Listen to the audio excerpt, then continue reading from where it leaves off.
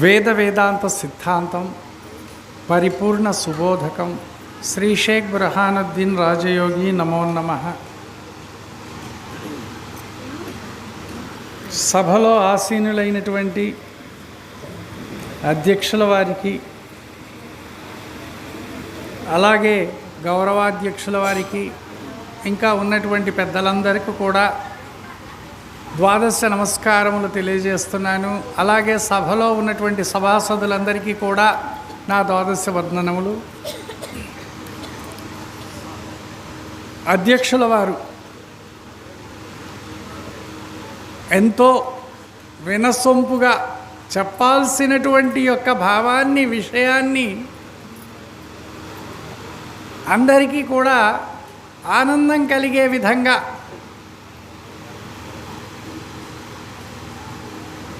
ఎందుకంటే వారి గొప్పతనం అది. వారేదో నా పక్కన 2 ఏనుగులు ఉన్నాయి అని వారు సంబోధించారు. కానీ పక్కనున్నది ఏనుగులు కాదు, చీమలు మాత్రమే. వారే గొప్ప ఏనుగు. ఎందుకంటే ఆ తీరుగా విషయాన్ని సాధకులకు అందజేయడం అనేటువంటిది అనుభవం ఉంటే అందరికీ ఉండవచ్చు. కానీ ఆ అనుభవాన్ని శ్రోతలకు, వినేవాళ్లకు మనస్సుకు తాకేటట్లుగా చెప్పడం అనేటువంటిది ఒక కళ. అది వారికి వారు గురుమూర్తి ఇచ్చినటువంటి యొక్క ఆశీర్వచనం యొక్క ఫలం. చూడండి, వాళ్ళు మొదటే ఏమన్నారు? తెల్లటి అన్నం, పుల్లటి చారు, చల్లని గాలి. ఇక వద్దన్నా వస్తుంది నిద్ర, ఇది సహజమే కదా. కానీ వారు ఉపన్యసిస్తుంటే ఎవరైనా ఒక్కళ్ళు ఆవలించిన వారు లేరు. నేను గమనిస్తున్నా, ఒకరు కన్ను మూసిన వాళ్ళు లేరు. ఎంతో చక్కగా వారు పరుచుతూ చెప్పాల్సినటువంటి యొక్క భావాన్ని ఎంత సూక్ష్మంగా వివరించారో అది అర్థం చేసుకున్నటువంటి యొక్క సాధకులకు ఆనందదాయకమే. అలా చెప్పాలంటే అందరికీ సాధ్యం కాదు. కాకపోతే మాకు ఈ అవకాశం ఇచ్చారు కాబట్టి ఏదో ఒకటి చెప్పాలి. కాబట్టి ఏదో గురుమూర్తి కల్పించినటువంటి యొక్క సంకల్పంతో నాకు తోచినటువంటి యొక్క 2 మాటలు చెప్తాను. సమయం తరిగిపోతూ ఉంది. చివరికి 8 నిమిషాల వరకు వచ్చింది. ఆ 8 నిమిషాలు కూడా ఉంటాయో ఇంకా తగ్గిపోతాయో తెలియదు చివరికి వచ్చేటప్పటికే. అయినా కూడా వారు ఒక విషయం అన్నారు. ఇది దేవతా సభ. వాస్తవమే, దేవతా సభే. ఎందుకనంటే ఇంత సృష్టిలో ఉన్నటువంటి యొక్క కోట్ల కొలది జనుల్లో ఎవరికి కావాల్సి వచ్చింది జన్మరహితం? ఎవరు కోరుకుంటున్నారు? 100కి 1,00,00,000 ఒకానొకరో కోరుకుంటున్నారు. ఆ కోరిక కలగడమే మానవ జన్మ యొక్క ప్రథమ సార్థకత.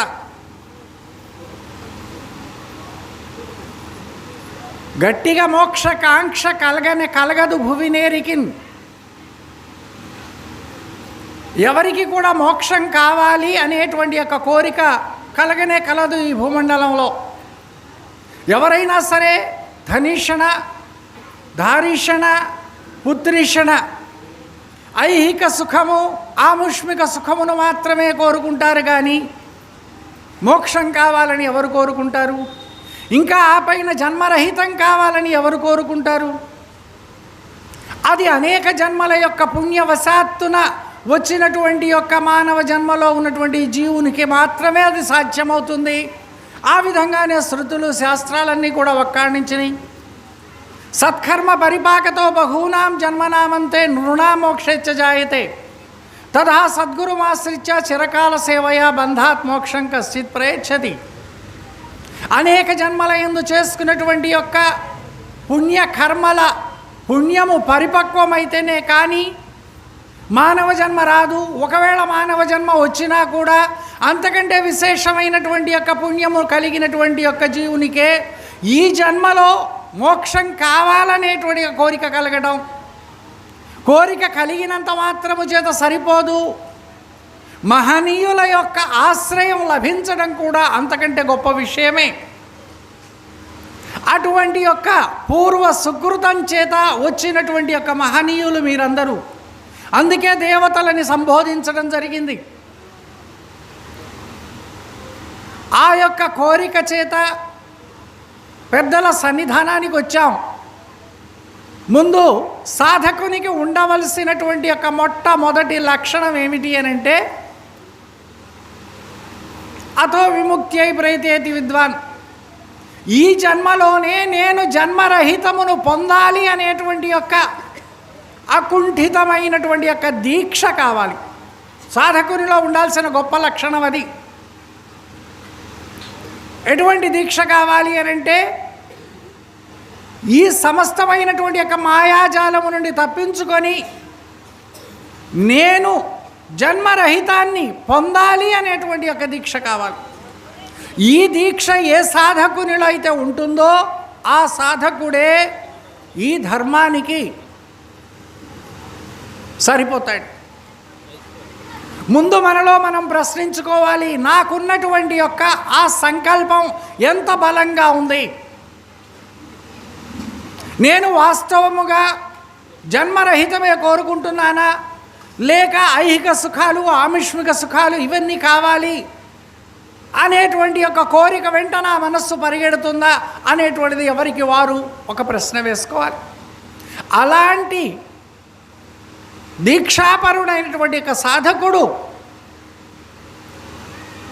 తన యొక్క కోరిక నెరవేరాలి అనంటే ఇక ఏం కావాలి? సమర్థుడైన సద్గురువు కావాలి. ఎటువంటి వారు కావాలి? సమర్థుడైనటువంటి యొక్క సద్గురుడు కావాలి. ఎరుక భ్రమగల్గు శిష్యుని పరితాపము మాన్పునట్టి పండితుడెతడో గురుడతడే. కానీ గురువులమని పొట్ట కొరకు గొనిగేవారెల్లా వారికి బోధ తెలియుట కల్లా అన్నారు భారత కృష్ణ ప్రభుల వారు. ఏ ఎరుక భ్రమలోనైతే ఉన్నాడో సాధకుడు, ఏ ఎరుక భ్రమచేత జనన మరణ ప్రవాహములో మునిగి తేలుతూ ఉన్నాడో ఆ ఎరుక భ్రాంతిని విడిపించేటువంటి యొక్క సమర్థుడైన సద్గురువు కావాలి. అలాంటి యొక్క సద్గురువును ఆశ్రయించడం. రెండవది, అట్టి సద్గురుని యందు అకుంఠితమైనటువంటి యొక్క భక్తి కలిగి ఉండాలి. గురుగీతలో పార్వతీ అమ్మవారు పరమేశ్వరుని కేన రూపేణ భోస్వామిన్ దేహి బ్రహ్మమయో భవేత్ తత్కృపాం కురు మే స్వామి నమామి చరణం తవ. అక్కడ ఆ సందర్భాన్ని బట్టి ఆ పార్వతీ అమ్మవారు అడిగినటువంటి ప్రశ్న ఏమిటి అనంటే, ఈ జీవుడు ఆ బ్రహ్మస్వరూపం ఎలా అవుతాడో ఆ మార్గాన్ని నాయందు దయ ఉంచి నాకు బోధించండి స్వామి, నేను మీ పాదములకు నమస్కరించుచున్నాను అనేటువంటి ఒక ప్రశ్న పార్వతీ అమ్మవారు వేశారు. దానికి వెనువెంటనే పరమేశ్వరుడు చెప్పిన సమాధానం ఏమిటి అనంటే, యస్య దేవే పరాభక్తిర్యథాదేవే తథా గురౌ తస్యైతే కదితాఖ్యర్థః ప్రకాశంతే మహాత్మనః. ఓ పార్వతి, నువ్వు చాలా గొప్ప ప్రశ్న వేశావు. కానీ ఈ గొప్ప ప్రశ్నకు నేను సమాధానం చెబితే ఆ సమాధానం ఎవరికి బోధపడుతుంది అనంటే, ఎవరికైతే దేవుని యందు వలె గురువు యందు, దేవుని యందు వలె గురువు యందు అలాంటి యొక్క గొప్ప భక్తి కలిగి ఉంటుందో వారికి మాత్రమే నేను చెప్పేటువంటి యొక్క ఈ సమాధానం బోధపడుతుంది. అంటే సాధకునికి ఏం కావాలి? గురువు యందు సంపూర్ణమైనటువంటి యొక్క భక్తి విశ్వాసం కావాలి. ఎలాంటి భక్తి విశ్వాసం కావాలి? కేవలం గురువు గారి దగ్గరకు వచ్చినప్పుడు గురు బ్రహ్మ గురు విష్ణు గురుదేవో అనడం కాదు. పంజరంలో ఉన్నప్పుడు చిలుక పలుకుతుంది, రామ రామ అని పలకమన్న పలుకల్లా పలుకుతుంది. కానీ ఆ పంజరములో నుంచి బయటపడిన తర్వాత లేక పిల్లి పట్టినప్పుడు కూడా ఆ రామ అనేటువంటి యొక్క పలుకు వస్తే అది తన యొక్క అంతఃకరణంలో నుంచి వచ్చినటువంటి పలుకని భావించవచ్చు. మనం వింటున్నప్పుడు, విచారిస్తున్నప్పుడు, చదువుతున్నప్పుడు, సత్సంగంలో ఉన్నప్పుడు మనకంతా కూడా పూర్ణత్వమే ఉంటుంది. కానీ వ్యవహారంలోకి పోయేటప్పటికే, అంటే అందరికి కాదు సుమా, మహానుభావులు ఎందరో ఉన్నారు. కానీ వ్యవహారంలోకి వెళ్ళేటప్పటికే ఎక్కడ లేనటువంటి యొక్క భేదభావాలు, అహంకార మమకారాలు, ఈర్ష్య అసూయ ద్వేషాలు ఇత్యాదిగా ఉన్నటువంటి యొక్క మలినాలు చుట్టుకుంటున్నాయి. మరలా అక్కడ ఇది పోతుంది. ఏదైతే గురు బ్రహ్మ గురు విష్ణు అన్నామో మరలా అక్కడ వేరైపోతుంది. లేదు, శ్రీరామనవమిలో రోజు కూడా నేను గురువునే పూజించాలి, శ్రీకృష్ణాష్టమిలో కూడా నేను గురువునే పూజించాలి, నా గురోరధికం, నా గురువు కంటే అధికమైనటువంటి వారెవరు లేరు కనుక సర్వకాల సర్వావస్థల యందు కూడా గురు సాక్షాత్ పరబ్రహ్మ తస్మై శ్రీ గురవే నమః, నా గురువు కంటే అధికమైనటువంటి వారు లేరు అనేటువంటి యొక్క సంపూర్ణమైనటువంటి యొక్క భక్తి. కష్టంలో కూడా గురువునే తలంచుకోవాలి, సుఖంలో కూడా గురువునే తలంచుకోవాలి. అలాంటి యొక్క భక్తి గురుని యందు ఉండాలి. రెండవది, మనం విచారిస్తున్నటువంటి యొక్క సిద్ధాంతం సామాన్యమైనటువంటిది కాదు. లోకంలో అనేక సిద్ధాంతాలు ఉన్నాయి, అనేక శాస్త్రాలు ఉన్నాయి. అధ్యక్షుల వారు చెప్పారు, ఇది పురాణం కాదు, ఇది వేదం కాదు, ఇది ఉపనిషత్తులు కాదు, ఇది జీవుడు బ్రహ్మమయ్యాడనేటువంటి వాదం కాదు, ఇది మతవాదం కాదు, కులవాదం కాదు. అన్ని ఆవరణలకు పూర్వపక్షం చేసేటువంటి యొక్క బోధ ఈ బోధ. ఈ బోధతో సాటి ఏ బోధ లేదు, ఈ దారితో సాటి ఏ దారి కాదు అని మహనీయులు చెప్పారు.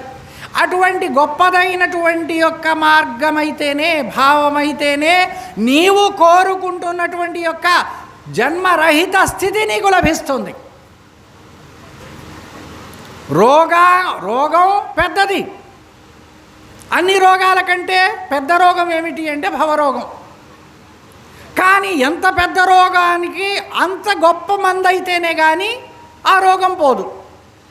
కాబట్టి ఆ మందు ఇచ్చేటువంటి వైద్యుడు కూడా సరి అయినటువంటి మందు, సరి అయినటువంటి ఒక పథ్యము ఇవ్వగలిగేవాడై ఉండాలి.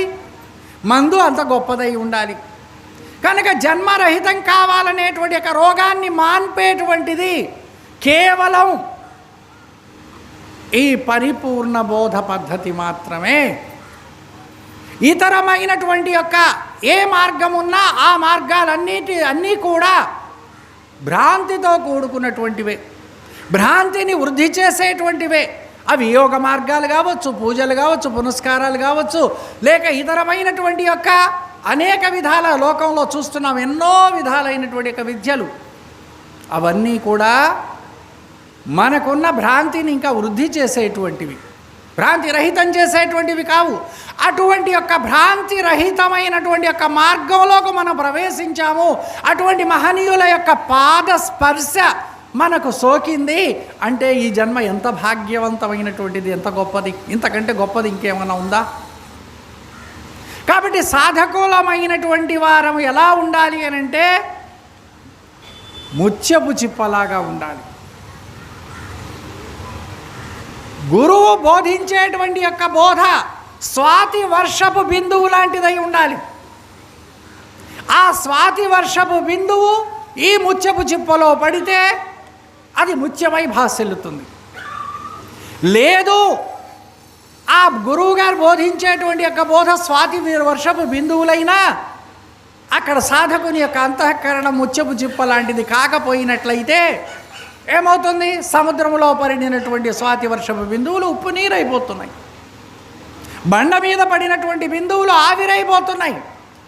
ఏ భూమిలో పడినటువంటి యొక్క బిందువులు ఆ భూగుణాన్ని సంతరించుకుంటున్నాయి. కానీ ముత్యపు చిప్పలో పడినటువంటి బిందువు మాత్రమే ముత్యమై భాసిల్లుతుంది. కనుక మన యొక్క అంతఃకరణాలు ఎలా ఉండాలి? ఎలా అయితే తనువు మనస్సు ధనము గురువుకు ధారపోసామని ముమ్మారు ప్రమాణం చేశామో ఆ ప్రమాణానికి తగినట్లు ఉండాలి మన యొక్క ఆచరణ వ్యవహారం. అలా ఉన్నప్పుడు గురువు గారు చెప్పినటువంటి యొక్క అందరు అన్నారు చూడండి, గురువు గారి ఉపదేశం పొందితేనే మోక్షం వస్తుందా అంటే వస్తుంది. ఎప్పుడు వస్తుంది? గురువుపై అంతటి సంపూర్ణమైనటువంటి యొక్క విశ్వాసం ఉన్నప్పుడు, గురువాక్యముపై అంతటి యొక్క విశ్వాసం ఉన్నప్పుడు చాలు. ఈ రెండు, గురువు గురువాక్యం.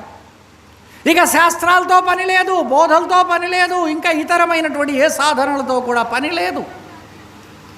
కానీ ఈ రెండు కావాలి సాధకునికి. ఒకటి గురుని యందు విశ్వాసం, రెండవది గురువాక్యమునందు విశ్వాసం. ఈ రెండు ఆజన్మాంతము కూడా విడువకుండా మరణంలో ఉంచుకున్నటువంటి సాధకుడు తప్పక మోక్షమును పొందుతాడు, జన్మరహితాన్ని పొందుతాడు. సరే, ఇక్కడ మోక్షమన్నా జన్మరహితమైన ఒకటేనని భావించుకోండి. ఎందుకనంటే మోక్షం అంటే అద్వైతులు అన్నారు జీవ బ్రహ్మైక్యమే మోక్షం అని. జీవుడు దేహభావంలో ఉన్నాడు, ఆ దేహభావాన్ని విడిచి ఆత్మభావం పొందితే అదే జీవ బ్రహ్మైక్యము. ఆ జీవ బ్రహ్మైక్యమే మోక్షమని 4 వేదములు, వేద శిఖలైనటువంటి యొక్క వేదాంతములు, ఉపనిషత్తులు, బ్రహ్మసూత్రాలు, ఆగమ శాస్త్రాలు ఇవన్నీ కూడా చెప్పినటువంటి భావం ఏమిటి అని అంటే జీవుడే దేవుడు, దేవుడే జీవుడు, ఇంతకంటే ఇంకొకటి లేదు అని చెప్పినటువంటివే ఈ శాస్త్రాలన్నీ. అంతటి యొక్క మహాపండితుడైనటువంటి శంకరాచార్యుల వారు కూడా జీవో బ్రహ్మైవనాపరః, బ్రహ్మసత్యం జగన్మిథ్య, జీవో బ్రహ్మైవనాపరః, ఇక ఇంతకు తప్ప ఇంకొకటి లేదు అని 3 ముక్కల్లో చెప్పాడు. వేదవ్యాసులు 4 మహావాక్యాలు చెప్పినటువంటి వేదవ్యాస మహర్షి కూడా ప్రజ్ఞానం బ్రహ్మ, అహం బ్రహ్మస్మి, తత్వమసి బ్రహ్మ, అయమాత్మ బ్రహ్మ, ఈ 4 మహావాక్యములు కూడా నీవే బ్రహ్మము, బ్రహ్మమే నీవనేటువంటి ఒక భావాన్నే చెప్పినాయి. కానీ అంతకు మించి ఇంకొకటి చెప్పలేదు. కానీ నా గురుదేవుడు నాకు బోధించినటువంటిది ఏమిటి అని అంటే, నాయన ఈ శాస్త్రాలన్నీ ఏ బ్రహ్మము సత్యమని చెప్పినాయో, ఏ బ్రహ్మము శాశ్వతమని చెప్పినాయో ఆ బ్రహ్మమే భ్రమై ఉంది, దానికే మూలము లేదు.